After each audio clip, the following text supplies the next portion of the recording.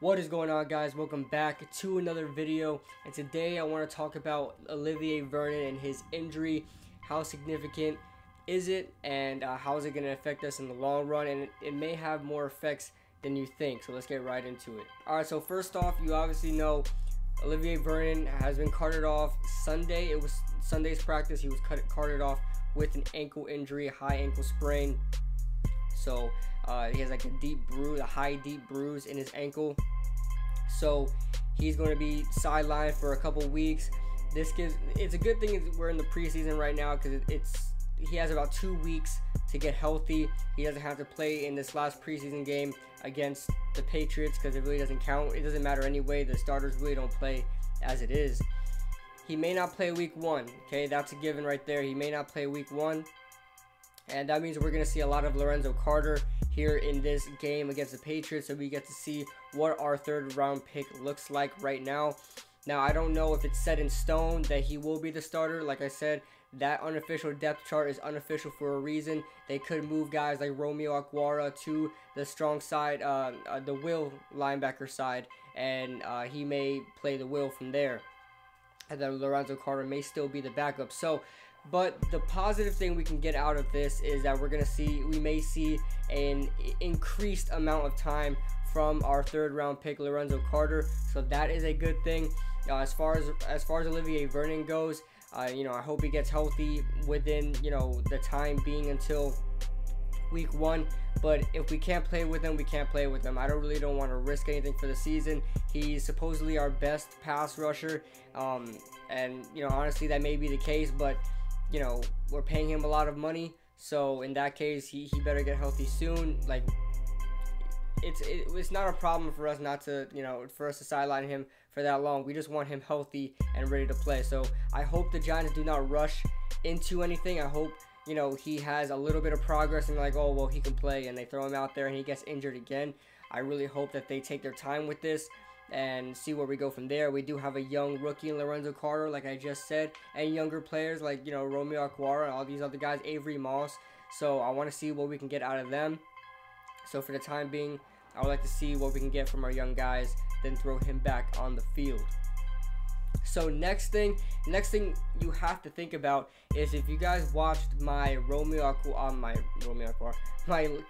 Mack video, if you guys watched my Khalil Mack video, should or will the Giants trade for Khalil Mack? I'll put it in the card up above if you guys want to watch that. Like I was saying in my Khalil Mack video, I think we have to trade Olivier Vernon, whether that be directly to the Oakland Raiders or to another team, if we want to bring in Khalil Mack, because there's no way Olivier Vernon is going to be getting paid the amount he's getting paid right now, and then still bring in Khalil Mack, and then still get a contract in for OBJ, and still get a contract in for Landon Collins in the coming years. So it's going to be hard to balance out all that cap within just a couple of players. Then you have to think about, you have a whole team that you need to take care of. So I think Olivier Vernon and Khalil Mack cannot be on the same team together. That's just, I mean, I guess you can work something out, but in the future they just can't be on the same team together, because Khalil Mack, he's in his contract year right now. He's gonna want some money. He was drafted the same year OBJ was, so you have to ink both of them. And OBJ, I'm hearing that he might get a record-breaking contract, and I'm thinking around $20 million right there, right around that range, for a wide receiver, which would be the first wide receiver to receive that much money. So $20 million there. And then Khalil Mack, he's a top pass rusher. He's gonna want somewhere around 18 million, that kind of range right there. So you have to think about that. So with Olivier Vernon, him being injured is going to take away from the fact that we can't trade him right away. Teams are not gonna want a guy that is owed $13 million right now, somewhere around that range. He's owed about $13 million this year, and $13 to $14 million this year.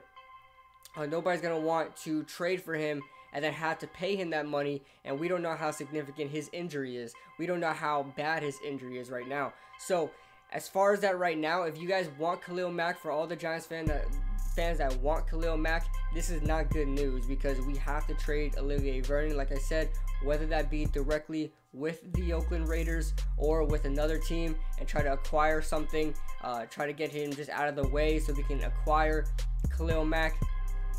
So you guys let me know in the comment section below what you guys think about this. This is definitely gonna not help our chances in getting Khalil Mack, and I feel like, you know, since we can't get rid of Olivier Vernon, there's going to be other teams like the Jets and the Packers who are also in the running for Khalil Mack.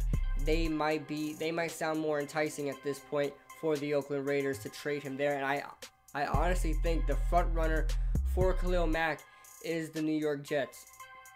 I think they're in desperate need of a pass rusher. I believe I don't know how much cap they have right now. I know a couple years ago they had like almost $100 million in cap, if that's the team I'm thinking about.